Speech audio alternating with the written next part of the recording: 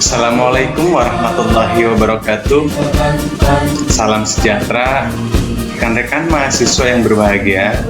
Pada kesempatan ini di sesi 10 pemindahan tanah mekanis, kita akan membahas tentang pemadatan tanah.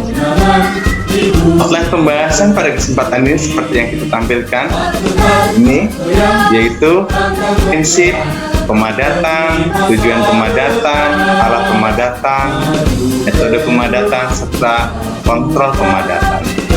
Pertama-tama yang akan kita bahas adalah tentang prinsip pemadatan. Apa itu prinsip pemadatan?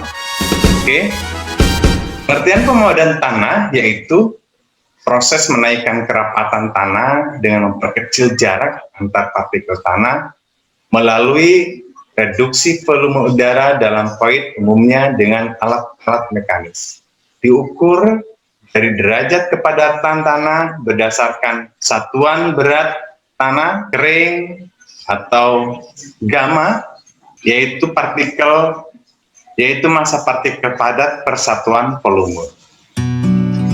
Ini diberikan contoh gambaran di mana kondisi tanah sebelum dipadatkan, gambarannya adalah seperti ini. Dan kemudian yang samping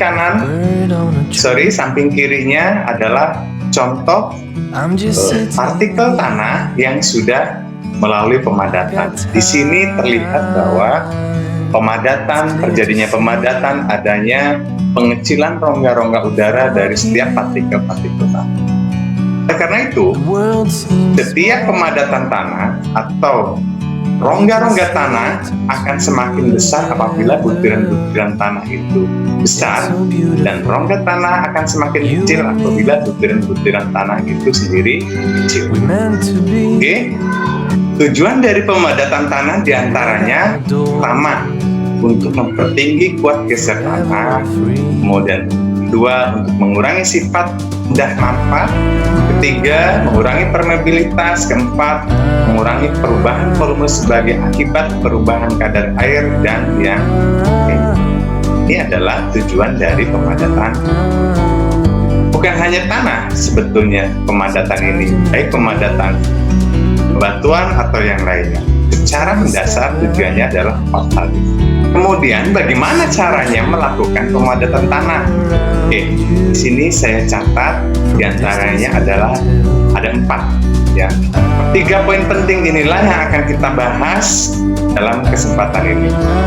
Oke, setelah kita membahas tentang cara atau proses-proses melakukan pemadatan, selanjutnya kita akan membahas tentang alat-alat pemadatan. Alat-alat apa saja yang digunakan dalam pemadatan, kemudian berapa jumlah lintasan yang dibutuhkan dalam melakukan pemadatan, dan lain sebagainya. Nah, setelah kita membahas tentang proses pemadatan dan alat-alat pemadatan, maka di sini saya rangkum tentang alat pemadat dan jenis tanah yang dipadatkan. Oke, setelah itu maka kita akan lanjutkan bagaimana cara memprediksi, cara menganalisis produktivitas alat ya. Oke, setelah kita bahas tentang bagaimana proses pemadatan, kemudian tentang bagaimana apa alat-alat yang dipergunakan untuk melakukan pemadatan, metode-metode pemadatan, kemudian jumlah-jumlah lintasan yang disyaratkan. Selanjutnya, yang tidak kalah penting dalam pekerjaan tanah adalah biaya pekerjaan tanah.